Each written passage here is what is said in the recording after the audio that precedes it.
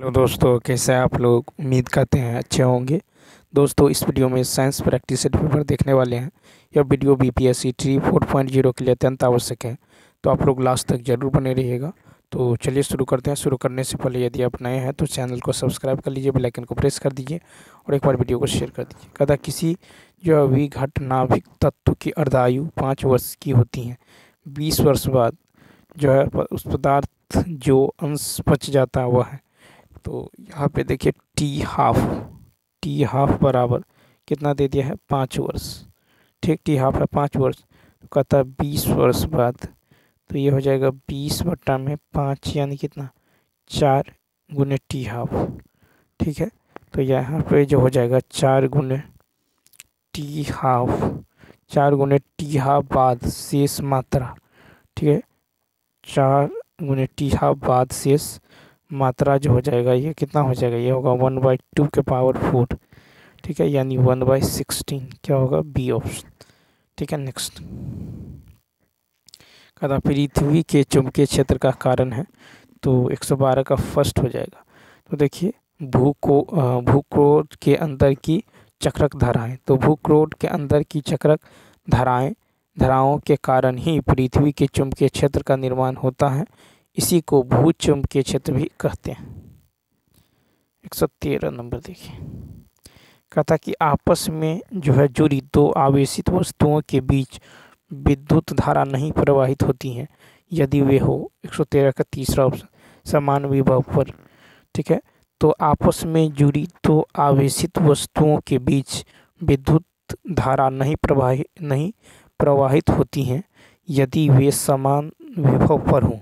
ठीक है, क्योंकि ओम के नियम के अनुसार विभव तथा धारा के समानुपाती होती हैं। ठीक है, अतः यदि विभव समान होगा तो धारा भी समान होगी और धारा प्रवाहित नहीं होगी।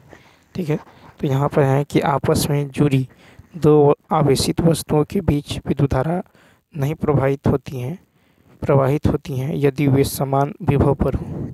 ठीक है, समान विभव पर हो। नेक्स्ट कहता टेलीविज़न दर्शक जो है डिश एंटीना प्रयुक्त करते हुए बरसात में उपग्रह सिग्नल नहीं प्राप्त करते हैं, क्योंकि देखिए इसका राइट आंसर होगा तीसरा ऑप्शन, क्योंकि जो है ABC यानी एंटीना जो है छोटे होते हैं।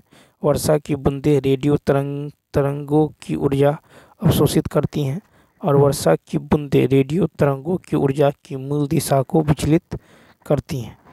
तो बरसात में रेडियो तरंग वर्षा की बूंदों से टकराकर आंशिक रूप से या पूर्णतः उसमें ऊर्जा में परिवर्तित हो जाती हैं और बूंदों द्वारा अवशोषित कर लेती हैं। ठीक है, कर ली जाती है। कहता है कि वर्षा की बूंदें रेडियो तरंगों की ऊर्जा की मूल दिशा को विचलित करने में भी सक्षम होती हैं। अतः इन कारणों से बरसात में उपग्रह सिग्नल प्राप्त करने में कठिनाई होती है। वर्षा के समय रेडियो सिग्नल कमज़ोर हो जाते हैं। ठीक है, जिन्हें छोटे डिश एंटीना ग्रहण नहीं कर पाते। नेक्स्ट फिर है कि प्रेशर कुकर के अंदर का उच्चतम ताप निर्भर करेगा। 115 का फर्स्ट, ऊपर के छेद का क्षेत्रफल वो उस पर रखा गया वजन। तो प्रेशर कुकर में वायुमंडलीय दाब से अधिक दाब उत्पन्न करके खाना बनाने की जो है व्यवस्था होती है। अधिक दाब होने के कारण कुकर में दाल जो है 100 डिग्री सेल्सियस से अधिक ताप तक जो है गर्म किया जा सकता है, क्योंकि अधिक दाब पर जल का क्वथनांक जो है अधिक होता है। प्रेशर कुकर के अंदर उच्चतम तापमान ऊपर के छेद के क्षेत्रफल एवं उस पर रखे गए वजन पर निर्भर करता है। नेक्स्ट निम्नलिखित परिघटनाओं पर विचार कीजिए। 116 का होगा आपको तीसरा ऑप्शन, ABD। क्या होगा, ABD। कहता कि गोधूली से सूर्य का आभाप, उष्मा काल में सूर्य का रंग और आकाश में तारों का टिमटिमाना। तो यहाँ पे क्या है, तो देखिए संध्या के समय सूर्य का आकार बड़ा, एक जो है संध्या के समय सूर्य का आकार बड़ा दिखाना एक जो है दृष्टि भ्रम है। उष्मा काल में सूर्य का लाल दिखना, एक जो है आकाश में तारों का टिमटिमाना भी एक दृष्टिभ्रम है। आसमान में जगमगाते तारों को देखकर हमें ऐसा लगता है कि जैसे वो अनवरत नहीं चमक रहे, बल्कि पल पल चमकना बंद करते रहते हैं। लेकिन ऐसी बात नहीं है, तारे निरंतर एक समान चमकते रहते हैं। वायुमंडल में विभिन्न घनत्व वाली परतें होती हैं, अतः तारों से चलने वाले प्रकाश का अपवर्तन इन विभिन्न घनत्व वाली परतों से होता है और प्रकाश की मात्रा घट बढ़ जाती है। साथ ही वायुमंडल की परत भी हिलती रहती है। ठीक है, अतः तारे जो हैं टिमटिमाते नजर आते हैं।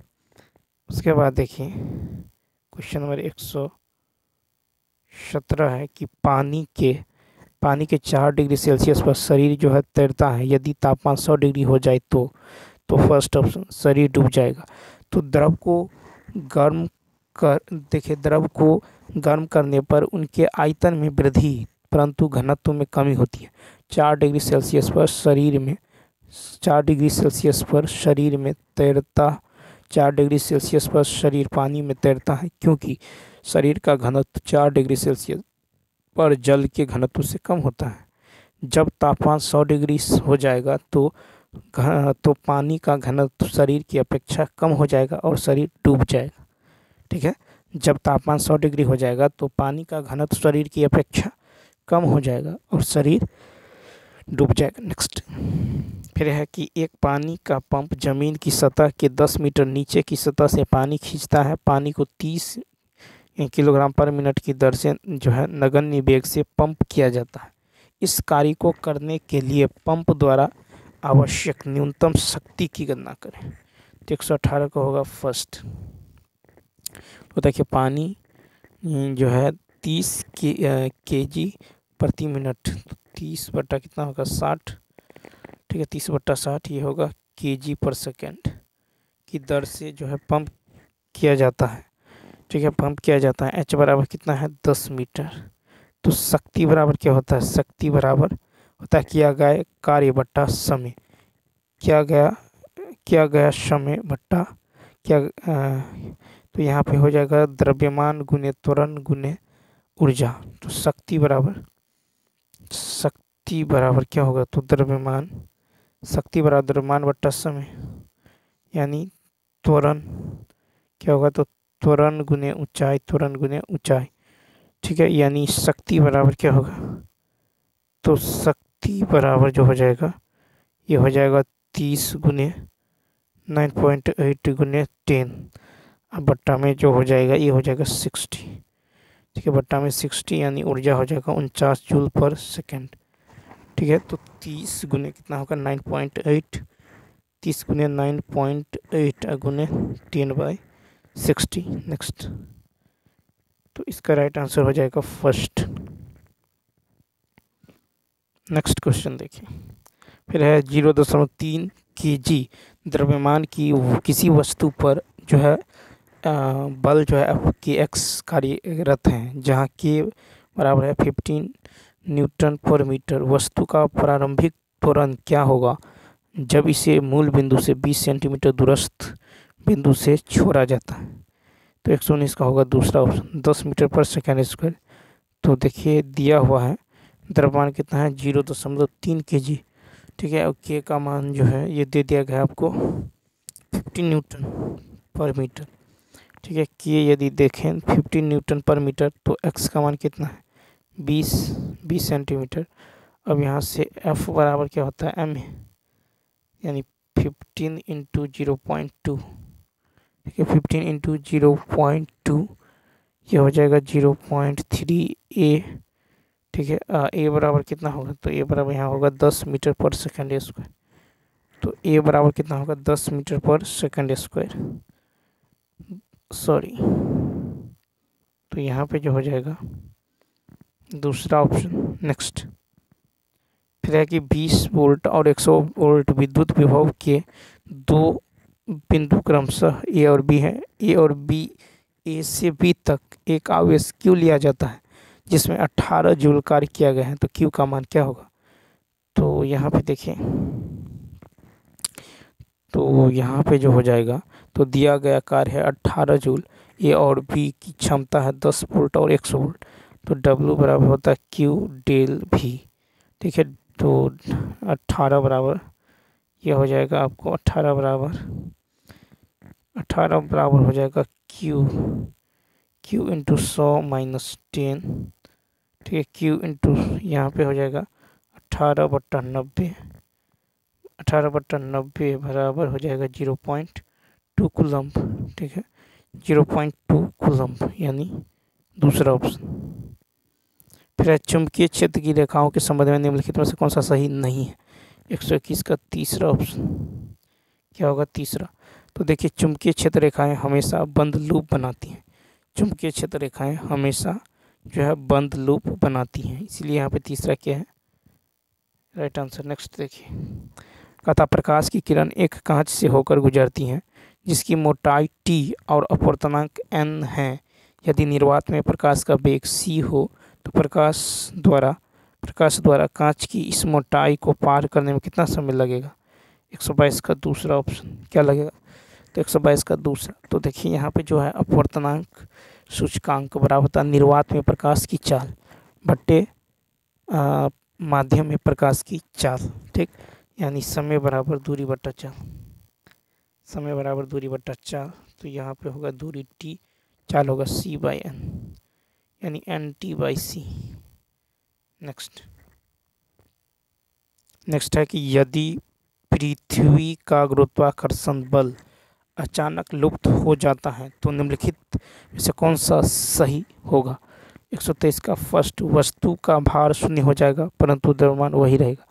पृथ्वी की सतह के निकट किसी पिंड पर लगने वाला पृथ्वी का गुरुत्वाकर्षण बल यदि अचानक लुप्त हो जाता है तो वस्तु का भार शून्य हो जाएगा परंतु द्रव्यमान वही रहेगा। वस्तु का भार शून्य हो जाएगा परंतु द्रव्यमान जो है मास वही रहेगा। पृथ्वी से ऊपर जाने पर तथा नीचे जाने पर भार घटेगा। ठीक है, नेक्स्ट फिर है कि आधुनिक आवर्त सारणी में समान वर्ग के तत्वों के समान खाली स्थान होते हैं। 124 का फर्स्ट, संयोजी इलेक्ट्रॉन। ठीक है, तो देखिए, आधुनिक आवर्त सारणी में समान वर्ग के तत्वों में समान इलेक्ट्रॉनिक जो है समान संयोजी इलेक्ट्रॉन होते हैं। ठीक है, नेक्स्ट उसके बाद देखिए, नेक्स्ट क्वेश्चन है कि शुष्क सेल में निम्नलिखित में से क्या विद्युत अपघट्यों के रूप में होता है? 125 का फर्स्ट, अमोनिया क्लोराइड और जिंक क्लोराइड।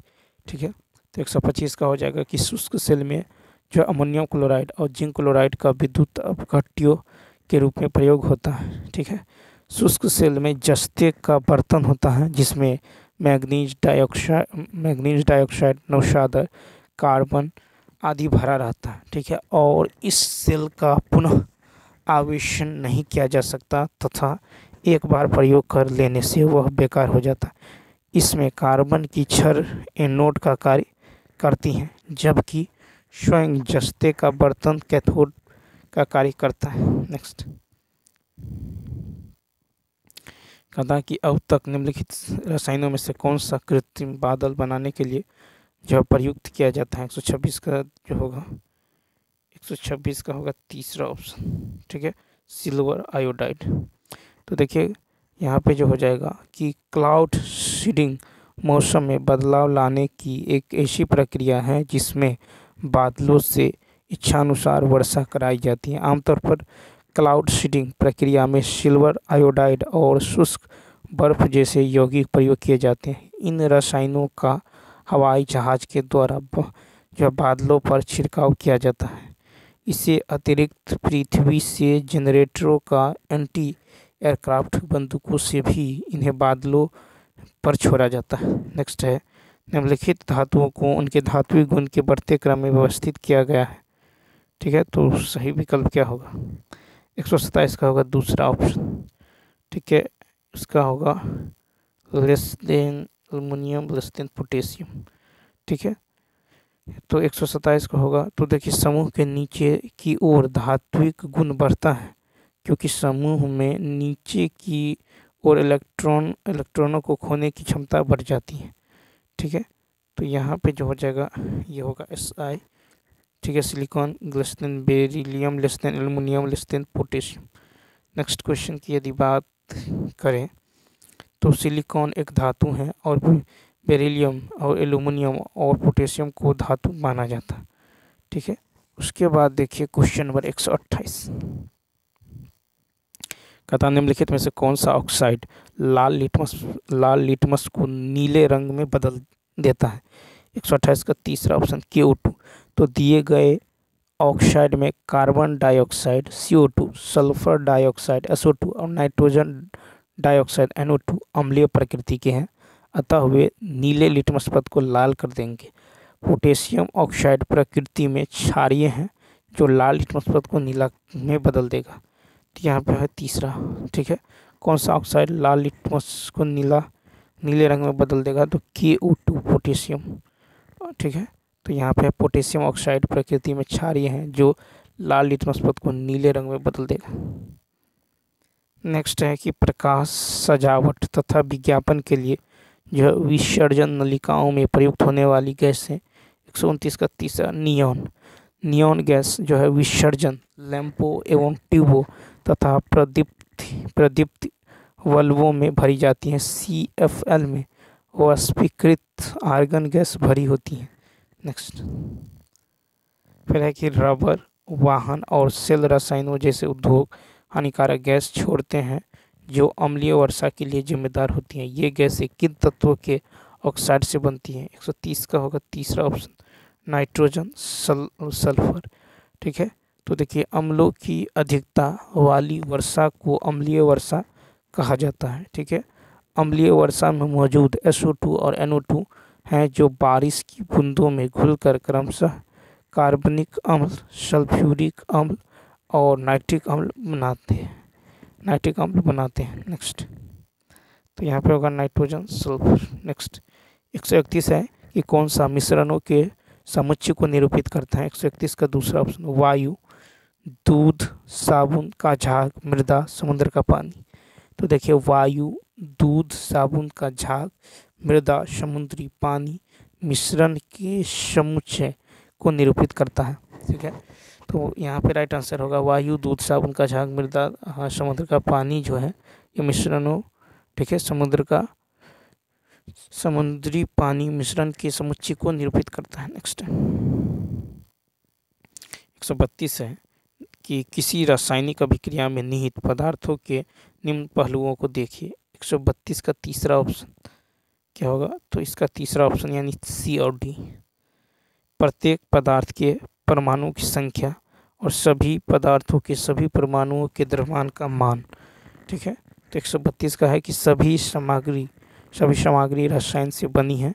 रासायनिक प्रतिक्रियाओं में रसायनों के बीच परस्पर क्रिया शामिल होती हैं, जैसे कि सभी अभिकारकों को नई सामग्री में बदल दी जाती हैं। ठीक, और रासायनिक परिवर्तन से पहले और बाद में परमाणुओं की संख्या समान होती है, लेकिन अणुओं की संख्या बदल जाती है। नेक्स्ट फिर है कि जब कोई धातु अम्ल से अभिक्रिया करती है तब एक गैस उत्पन्न होती है। इस गैस के संदर्भ में कौन सा कथन सत्य है। 133 का होगा तीसरा ऑप्शन।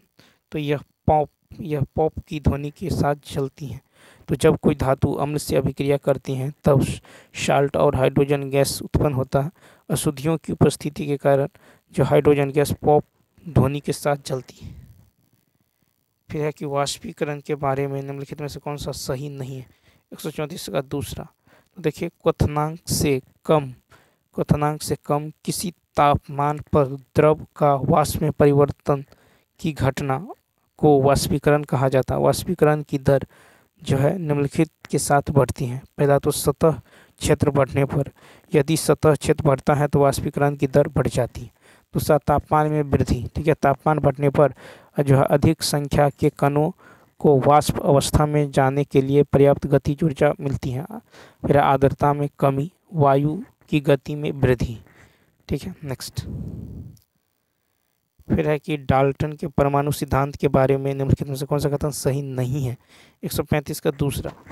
ठीक है, तो देखिए कि डाल्टन के परमाणु सिद्धांत के अनुसार सभी द्रव्य चाहे एक एक यौगिक या मिश्रण हो सूक्ष्म कणों से बना होता है जिन्हें परमाणु कहते हैं। इस सिद्धांत की जो है विवेचना इस प्रकार से कर सकते हैं कि सभी द्रव परमाणु जो है नामक सूक्ष्म कणों से बने होते हैं जो रासायनिक अभिक्रियाओं में भाग लेते हैं।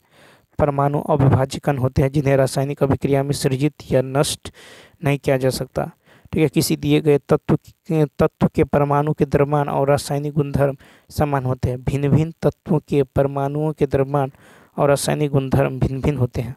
परमाणु परस्पर छोटी और संख्याओं के अनुपात में संयोग कर यौगिक जो है निर्मित करते हैं।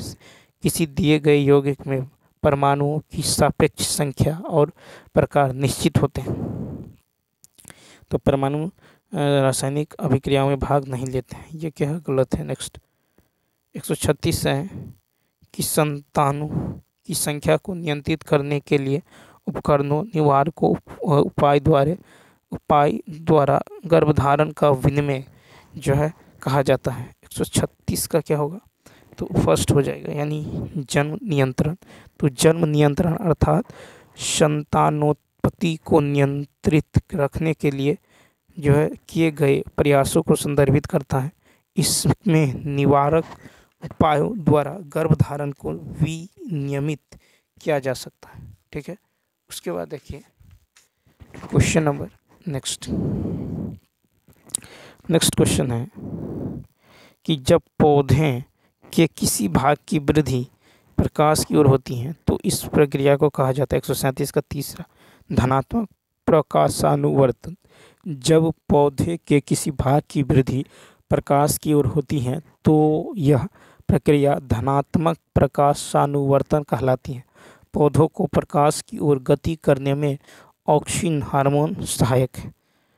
नेक्स्ट फिर है कि खाली स्थान अनुजात कोशिकाओं में एक साथ विभिन्न विखंडनों में जो है विभाजित होता है। 138 का तीसरा ऑप्शन प्लाज्मोडियम। तो प्लाज्मोडियम मलेरिया का परजीवी है जिसमें संतानोत्पत्ति के लिए द्विविखंडन की प्रक्रिया जो है संपन्न होती है। यह प्रोटोजोआ संघ प्राणी है। नेक्स्ट फिर है कि दीपक जो है एक क्षेत्र में ऊर्जा के प्रवाह का अध्ययन करने का प्रयास कर रहा है और उसने इसके लिए निम्नलिखित चित्र बनाया है। आप इसकी टिप्पणियों की व्याख्या करें। तो देखिए 139 का होगा दूसरा ऑप्शन, यानी उसके अवलोकन सही हैं लेकिन पोषी स्तरों की संख्या अधिक हो सकती है। तो जब कोई जो वायरस प्रतिकृति बनाता है तो स्वयं की जो है देखिए यहाँ पे जो हो जाएगा क्वेश्चन नंबर 139 का दूसरा ऑप्शन। ठीक है, उसके अवलोकन सही है लेकिन पोषी स्तरों की संख्या अधिक हो सकती है। ठीक है, अब चलिए देखते हैं नेक्स्ट की यदि बात करें तो क्वेश्चन नंबर 140 है कि पराबैंगनी किरणें कैंसर का कारक होती हैं लेकिन समताप मंडल में वही पराबैंगनी किरणें हमारी मदद कर रही हैं। कैसे? तो 140 का दूसरा, वे समताप मंडल में ऑक्सीजन को ओजोन में परिवर्तित करते हैं। तो समताप मंडल में ओजोन पृथ्वी पर जीवन को हानिकारक पराबैंगनी यूवी विकिरण से बचाती है। समताप मंडल में ओजोन मुख्य रूप से पराबैंगनी विकिरण द्वारा निर्मित होता है। जब उच्च ऊर्जा पराबैंगनी किरणें साधारण ऑक्सीजन अणुओं से टकराती हैं तो वे अणु को दो एकल ऑक्सीजन परमाणुओं में विभाजित करती हैं जिन्हें परमाणु ऑक्सीजन के रूप में जाना जाता है। एक मुक्त ऑक्सीजन परमाणु फिर दूसरे ऑक्सीजन अणु के साथ मिलकर ओजोन का एक अणु बनाता है। नेक्स्ट है कि सोनू ने गोलू झुर्रीदार और पीले हरे रंग के बीजों के डाइहाइब्रिड क्रॉस का अध्ययन करने के लिए प्रयोग किया। ठीक है, उसने कुल जो है 2432 बीज प्राप्त किए। उन बीजों की संख्या क्या होगी जो गोल और पीले हैं? 141 का तीसरा ऑप्शन 1368। तो मेंडल का जो है डाइहाइब्रिड क्रॉस जो है फेनोटोइक अनुपात 9:3:3:1 है। ठीक है, अब देखिए तो पीला गोल जो होगा ये 9 होगा, और पीला झुरीदार 3 होगा, हरा गोल 3 होगा और हरा झुरीदार 1 होगा। तो बीजों की कुल संख्या होगा 2432 यानी 2432। ठीक है, तो अतः गोल और पीले रंगों के बीजों की संख्या होगा 9/16। ठीक है, 9/9 3 12 3 15 1 16 9/16 गुने 2432। ठीक है, ये हो जाएगा कितना 1368। ठीक है, 1368। यहाँ पे रेशियो होता है 9:3:3:1, 9-3-3-1। ठीक है, 9-3-3-1। ठीक है, तो यहाँ पे आपको निकालना है गोल और पीले। तो गोल और पीले, तो पहले होता है पीले पीले, फिर होता है पीला झुरीदार, फिर होता है हरा गोल, फिर होता है हरा झुरीदार। नेक्स्ट 142 कथा निम्नलिखित में से नॉन बायोडिग्रेडेबल पदार्थ का चयन करें। 142 का होगा दूसरा ऑप्शन, क्या होगा तो दूसरा BCDH। ठीक है, BCDH BCD और H होगा। ठीक है, BCD यानी कांच की बोतल, तो स्प्रे की बोतल, चावल की भूसी, और H में होगा बॉल पेन का रिफिल। ठीक है, तो 142 में है कि एक नॉन बायोडिग्रेडेबल पदार्थ को एक प्रकार के पदार्थ के रूप में परिभाषित किया जा सकता है जिसे प्राकृतिक जीवों द्वारा विघटित नहीं किया जा सकता है और यह प्रदूषण के स्रोत के रूप में कार्य करता है। नॉन बायोडिग्रेडेबल पदार्थों में कांच की बोतल, ठीक है, इत्र, स्प्रे बोतल, थर्मोकोल और जो है बॉल पेन रिफिल शामिल है। बायोडिग्रेडेबल पदार्थ में गाजर, चावल की भूसी, पपीता और लकड़ी की छड़ी शामिल है। नेक्स्ट क्वेश्चन है कि रक्तचाप को जिस उपकरण द्वारा मापा जाता है उसे क्या कहा जाता है। दूसरा ऑप्शन क्या कहा जाता है, तो दूसरा स्फिग्मेनोमीटर। तो रक्त दाब मापी या रक्तचाप मीटर एक उपकरण है जिसका उपयोग रक्तचाप को मापने के लिए किया जाता है। ठीक है, बैरोमीटर एक वैज्ञानिक उपकरण है जिसका उपयोग वायुमंडलीय दबाव को मापने के लिए किया जाता है। फोटोमीटर जो है एक ऐसा उपकरण है जो पराबैंगनी से अवरक्त और दृश्यमान स्पेक्ट्रम सहित विद्युत चुम्बकीय विकिरण को मापता है। मैनोमीटर से दाब मापा जाता है। नेक्स्ट फिर है कि मक्खियों की भाषा की पहचान करने के लिए नोबेल पुरस्कार दिया गया। 144 का दूसरा ऑप्शन, 144 का हो जाएगा आपको दूसरा। देखिए KV फ्रिस्क को, ठीक है, मधुमक्खियों की भाषा की पहचान करने के लिए जो KV फ्रिस्क को वर्ष 1973 में चिकित्सा विज्ञान के क्षेत्र में नोबेल पुरस्कार दिया गया। नेक्स्ट है कि पुष्पों के जनन अंगों के बारे में नीचे दी गई सूचनाओं के आधार पर ABC को पहचान कीजिए। 145 का होगा तीसरा ऑप्शन, क्या होगा तीसरा ऑप्शन, यानी A जो है अंडाशय है, B पुंकेसर, C स्त्रीकेसर। ठीक है, तो यहाँ पे कहता है जनन ग्रंथि जिसमें एक या अधिक बीजांड, दूसरा है पुष्प का नर जनांग और C है पुष्प का मादा जनांग। तो देखिए यहाँ पे जनन ग्रंथि जिनमें एक या अधिक बीजांड होता है अंडाशय होता है। जनन ग्रंथि जिसमें एक, ठीक है, जनन ग्रंथि जिसमें एक या अधिक बीजांड होता है ये क्या होता है अंडाशय होता है। फिर है पुष्प का नर जननांग, क्या होता है पुष्प का नर जननांग पुंकेसर होता है, पुंकेसर। ठीक है, और पुष्प का मादा जननांग स्त्रीकेसर। नेक्स्ट कथा निम्नलिखित में वे कौन सी अवस्थाएं हैं जिनसे चक्रवात बन सकती हैं।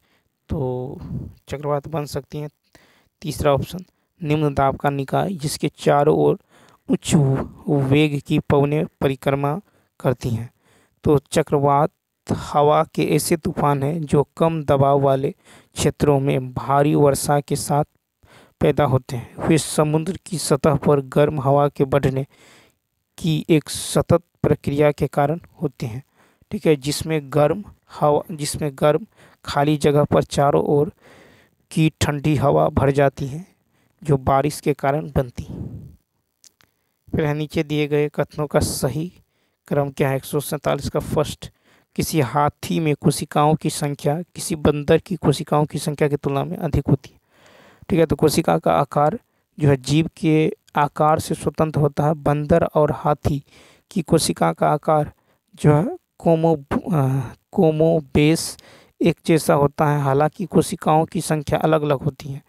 ठीक है, हालांकि कोशिकाओं की संख्या अलग अलग होती है। हाथी जैसे बड़े जीव में कोशिकाओं की संख्या बंदर जैसे छोटे जीव की तुलना में बहुत अधिक होती है। नेक्स्ट कहता है कि नीचे दिया गया कौन सा कथन सही नहीं है। 148 का तीसरा ऑप्शन, तो शीत निष्क्रियता जीव का शारीरिक और मौसमी, ठीक है, शारीरिक और मौसमी अनुकूलन है। ठीक है, जिससे पूरे वर्ष एक ही क्षेत्र में रहने वाले जीवों में ऊर्जा दक्षता अधिकतम रहता है। यह गर्म रहने और लगातार उच्च जो चयापचय दर बनाए रखने के लिए पर्याप्त जो है प्रतिरक्षात्मक प्रक्रिया का एक विकल्प है। नेक्स्ट है कि कौन सा कथन पौधों में वाष्पोत्सर्जन के कार्य की जो है सही प्रकार से व्याख्या करता है। 149 का चौथा ऑप्शन क्या हो जाएगा, 4, उपयुक्त में से एक से अधिक। तो वाष्पोत्सर्जन मिट्टी से पानी के अवशोषण में मदद करता है और अवशोषित पानी जड़ों से पत्तियों तक जाइलम वाहिकाओं के माध्यम से जाता है। ये बहुत हद तक वाष्पोत्सर्जन खिंचाव से प्रभावित होते हैं। वाष्पीकरण के दौरान वाष्पोत्सर्जन पौधों की सतह जो ठंडी रखने में मदद करता है। नेक्स्ट कहता है व्हेल, शार्क, डॉल्फिन और मछली सभी जलीय जीव हैं। निम्नलिखित में से कौन सा कथन उनके श्वसन तंत्र का सही प्रकार से वर्णन करता है। तो तीसरा ऑप्शन, व्हेल और डॉल्फिन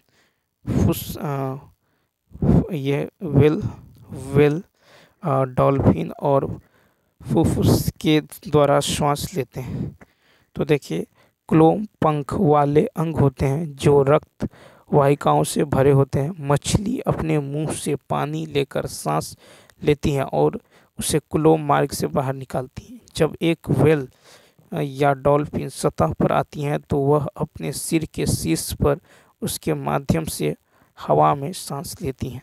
तो चलिए दोस्तों, इस वीडियो में इतना ही। यदि यह वीडियो अच्छा लगा हो तो लाइक, शेयर और सब्सक्राइब करना ना भूलें। तो चलिए मिलते हैं नेक्स्ट वीडियो में, तब तक के लिए थैंक्स फॉर वॉचिंग।